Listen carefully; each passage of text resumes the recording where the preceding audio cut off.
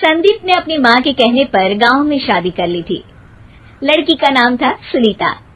माँ का कहना था एकदम मॉडर्न बहू नहीं होनी चाहिए, लेकिन उन्हें नहीं पता था कि गांव से आने वाली बहू सुंदर सुशील तो होगी और उसको गांव से बाहर भी निकाल लाएंगे, लेकिन उसके अंदर का गांव कैसे बाहर निकलेगा। शादी के कुछ दिन बाद, माँ टिफिन तो देना जरा। बेटा अब तो स्कूल नहीं ऑफिस जाता है, माँ से नहीं अपनी बीवी से टिफिन मांगा कर। ओके माँ। सुनीता टिफिन ले आओ। एक किलो टिफिन, इसके अंदर पिस्ता डाल दिया है। पिस्ता? पिस्ता क्यों? सास जी ने बोला था ना कि आपको पिस्ता बहुत पसंद है। ओहो, मैंने पिस्ता नहीं पास्ता बोला था, पास्ता। पास्ता? कहीं होता है पास्ता? अरे बेटी तू रहने दे, मैं बना दूंगी। अच्छा किया कि पाव भाजी बनाने का नहीं बोला, वरना किसी के पाव बना देती है। सुनीता को बुरा लगता है, लेकिन उसकी नादान हरकतें कम नहीं होती। ऐसे ही एक दिन, अरे तुमने ये क्या लगाया है? अरे आप वो फूस फूस करके लगाते हैं ना, वही। डियो? का दियो? किसको दियो? अरे वही ना जिससे खुशबू आती है। हाँ हाँ सही पकड़े हैं। अच्छा लेकर तो आना। कौन सा डियो लगाया तुमने? अभी लेकर आते हैं जी। संदीप की बात मानकर सुनीता अंदर से खुशबू वाला फुसफुस लेकर आती है। OMG! OMG मतलब ओ माय गणेश ना।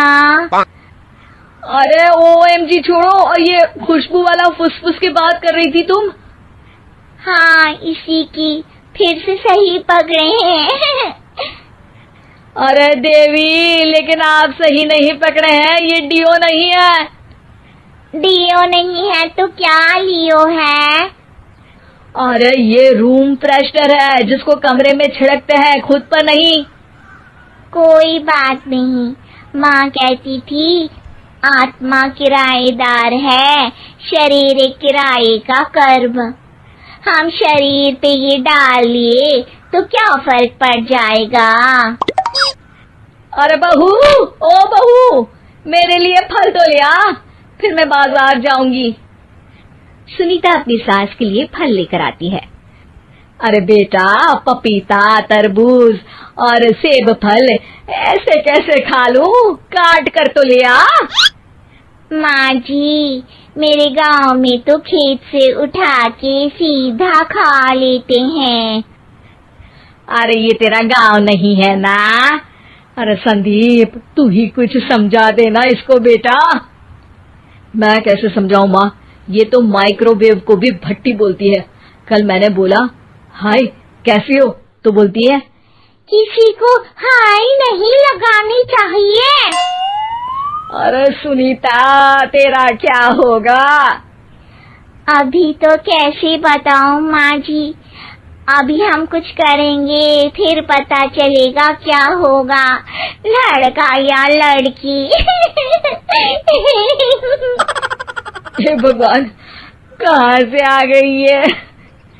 रामपुर से जी, आप ही तो लेकर आए थे मुझे। अरे मुझे माफ कर दो।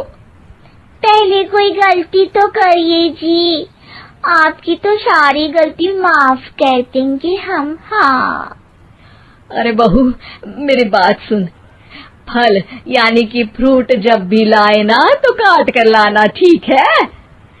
जी ठीक है माँ जी, फल यानी फ्रूट यानी काट के लाऊंगी। सुनीता रोज ही कोई ऐसी हरकत कर देती जिसकी वजह से उसे घर में दो बातें सुननी पड़ती। एक दिन, माँ मेरे बॉस घर पर आने वाले हैं शाम को, उनका बर्थडे है, फैमिली साथ नहीं रहती उनके, तो यही पार्टी कर लेंगे। उनको अच्छा लगा तो शायद मेरा प्रमोशन भी हो जाएगा।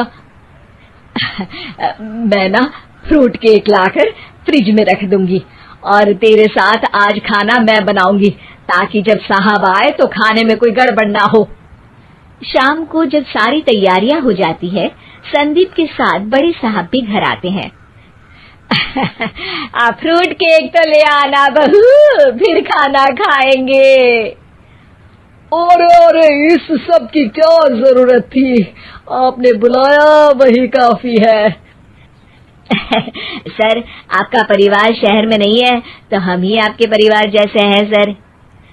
इतने में ही सुनीता फ्रूट केक लेकर आती है और बड़े साहब की टेबल पर रख देती है, और जैसे ही केक के ऊपर का बॉक्स हटाती है, ओह, ये क्या है? केक तो कटा हुआ है, मैं तो ऐसा नहीं लाई थी। आप मुझे शाबाशी दे सकती है माँ जी, मैंने ही केक काट दिया।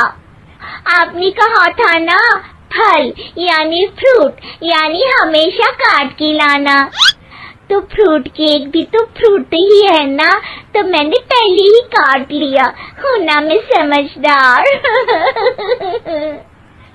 अरे बहू, ये क्या किया? केक हमेशा वही काटता है जिसका जन्मदिन होता है। तुझे एक बात भी समझ नहीं आती, एक नंबर की बेवकूफ है। पूरा माहौल बिगड़ चुका था। संदीप को लगने लगा था कि साहब उसे प्रमोशन तो दूर की बात है, कहीं डिमोशन ना दे दे, लेकिन साहब बीच में ही बोल पड़ते हैं। अरे कोई बात नहीं, ये इनकी बेवकूफी नहीं है, इनका भोलापन है। बेटा आप कहाँ से हो? रामपुर गांव से। अरे वाह, गांव से? फिर तो आपके गांव में ताजे फल और सब्जियां मिलते होंगे। हाँ, सही पकड़े हैं, हम तो काटते भी नहीं, सीधा खा लेते हैं। मैं ना एक बार तुम्हारे गांव घूमने जरूर चलूंगा। क्यों संदीप, ले चलोगे ना? मुझे गांव घूमना बहुत पसंद है। बस फिर क्या था, संदीप और सास दोनों खुश हो गए, क्योंकि साहब को सुनीता ने गांव की बात करके खुश कर दिया था। अब संदीप का प्रमोशन पक्का था। शिक्षा, कभी भी किसी भी गलती पर घबराना नहीं चाहिए। हो सकता